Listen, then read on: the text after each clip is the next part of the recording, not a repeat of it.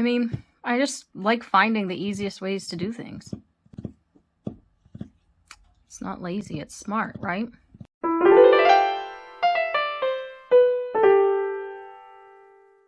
Hi, Shanna Rowe Jackson here from Caution Artists at Play, and today I have kind of a quick tips video for you.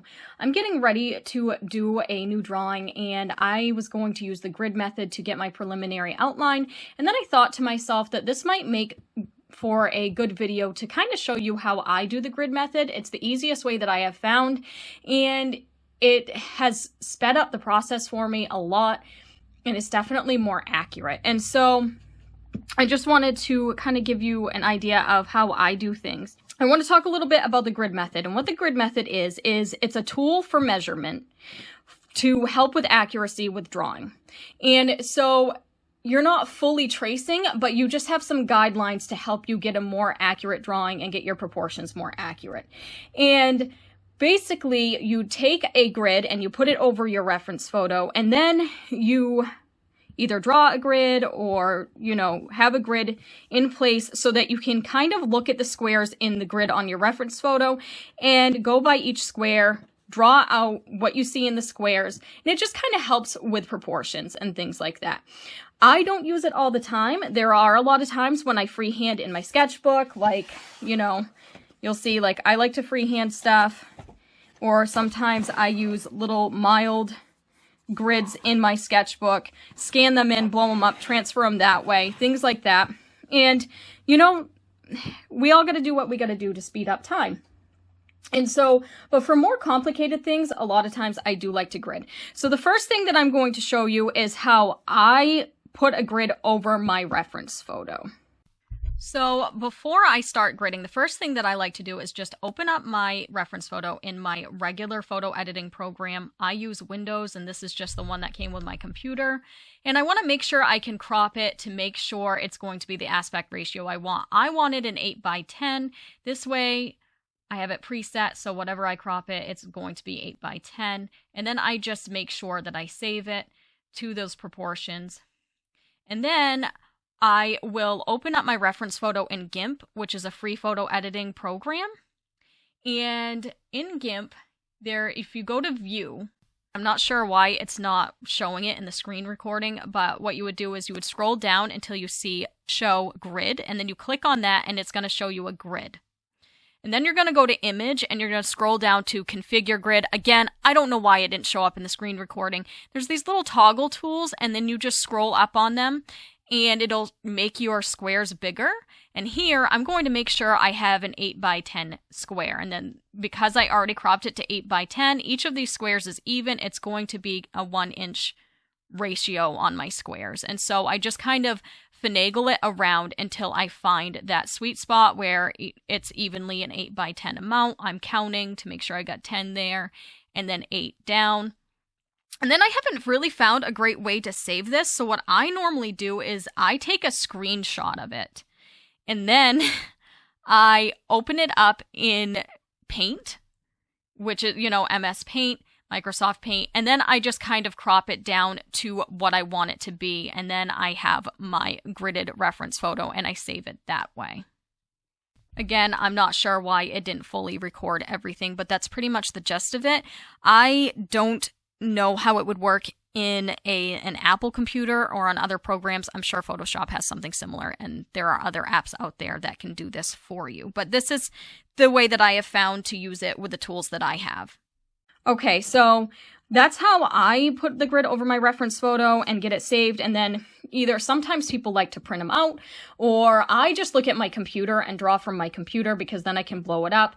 However you like to do that. And if you don't have GIMP, there are other programs out there. I'm not sure what they are because I've always just used GIMP. I'm sure you can do it in Photoshop as well. I'm not an Apple person, and so I don't know what programs Apple would have, so you'll kind of have to investigate that yourself. But I'm sure most photo editing software has some way of doing that.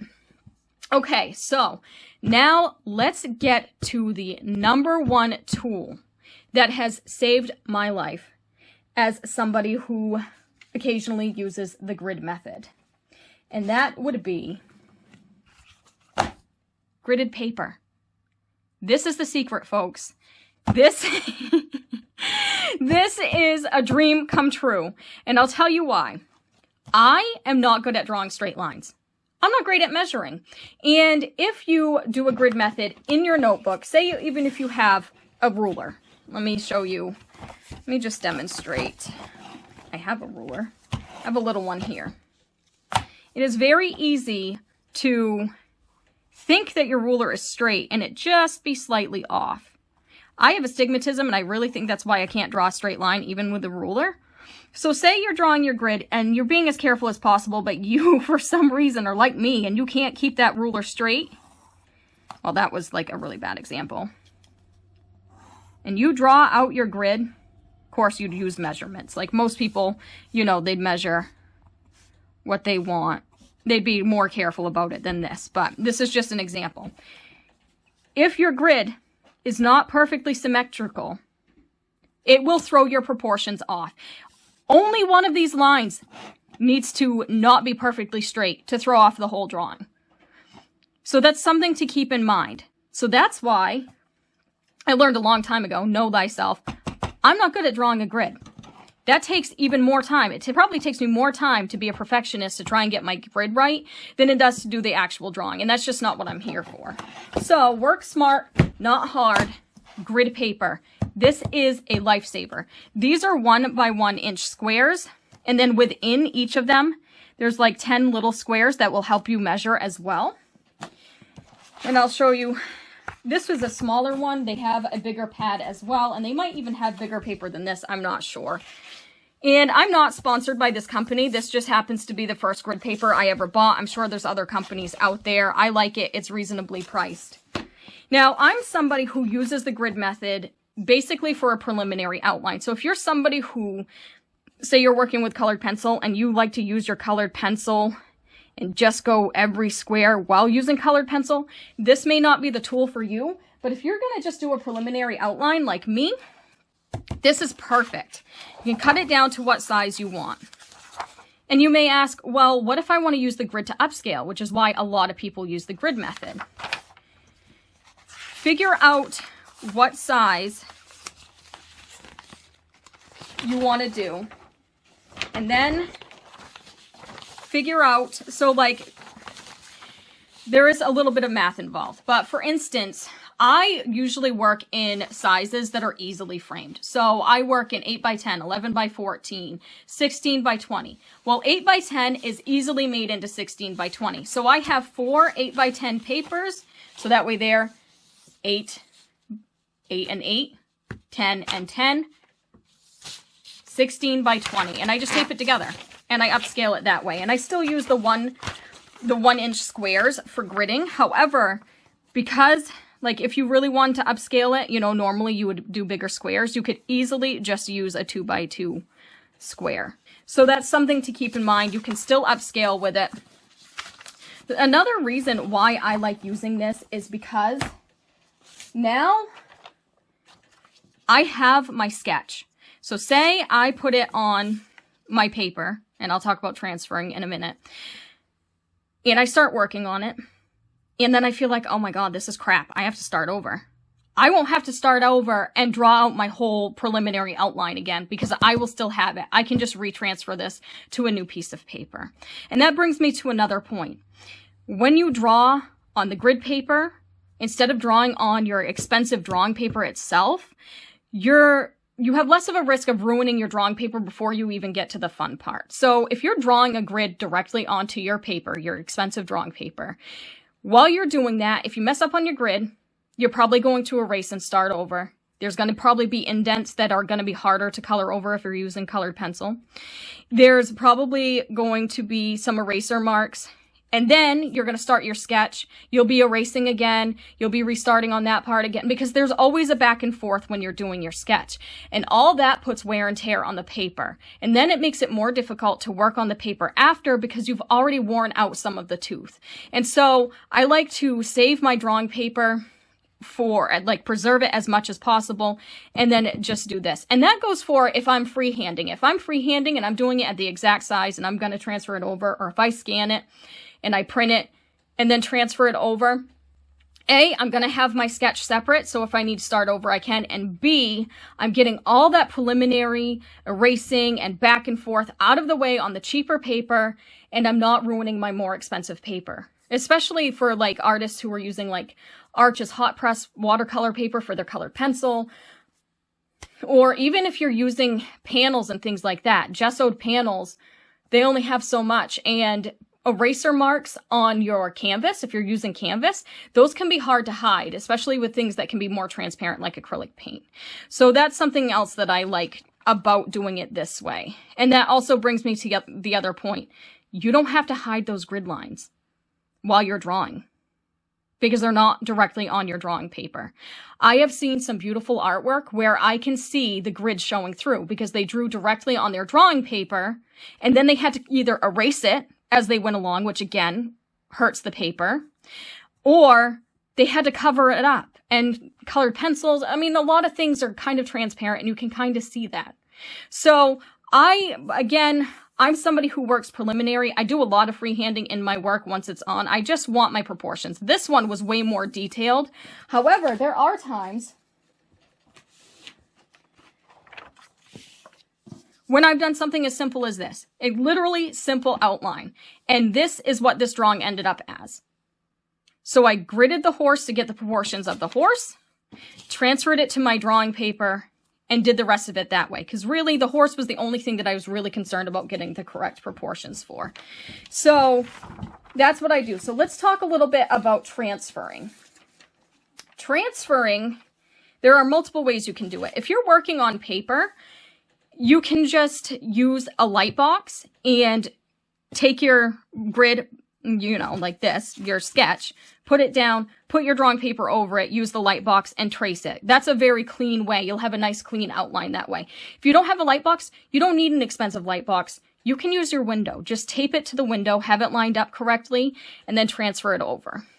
Another way is to use transfer paper, which is also another cleaner way to do it. I haven't ever actually bought transfer paper because they don't have a huge range of colors. They have like graphite, they have white, and they have red, which is all convenient, but I like to use a color that I know is going to be in my artwork and easily covers it up. And the transfer method is especially handy if you are using a surface that you can't use a light box with. So like a panel or a canvas, something that the light can't shine through. And so transferring is definitely convenient that way. And transfer paper can be reused, and the way I do it can also be reused. But the way I do it can be quite messy. So what I do is I choose a color that I know will hide well in my piece, and I just color over the back of it with the cheapest materials you can find. Like, these are just chalk pastels. They have other things out there like Conte crayons and things like that, but there are a lot of, like, you can buy this kind of pastel fairly cheap at any art supply store. You can use a student grade, you can use a kid grade, because we're not concerned about light fastness for this part, because this outline is going to be completely covered with whatever material that you are using. And so I chose pink, obviously, for this, because it's my raspberries. You may recognize this piece. That was an oil pastel drawing that I did. And then once I have this all colored on the back, I just take my drawing paper, pretend this is more expensive drawing paper than it actually is. We'll use this same page so we're not wasting too much more paper. I just put this down. I usually use some type of mechanical pencil when I do my initial outline, and then I have the colorful mechanical pencils like this one that I go over it with. Of course, I'm out of lead. That I go over it with, so that way there I can see that I've already traced that line. So, but I'm just going to use this since I'm just going to like go back over it with a mechanical pencil, because we're not going to draw the whole thing on here. And I try not to push too hard because it will indent the paper. And so, and again, like I mentioned, indents can be kind of hard to cover in colored pencil. You only want indents when they're intentional for texture. And then voila, it transferred my outline, and it's still pretty clean. Again, this is the messier way, but if you have a cloth, I'm using my sleeve. I'm Miss Proper right now. Usually I have like a lint-free cloth in my studio, and just gently wipe it off. The pastel dust moves out of the way, but you still have your outline. So either a brush or, you know, or an actual like cloth, not necessarily your sleeve.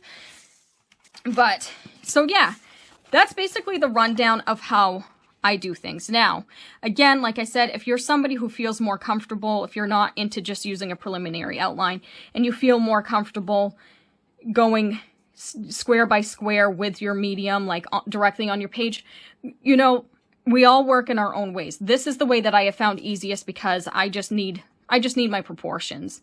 I don't do it the other way. But yeah, so thank you for watching. That's basically my tip of the day. And I hope that this helped you out. I will link the materials in the description, or at least the gridded paper. And hopefully this will help you down the line. And yeah, thanks for watching. I will see you next week. Have a great day. Bye.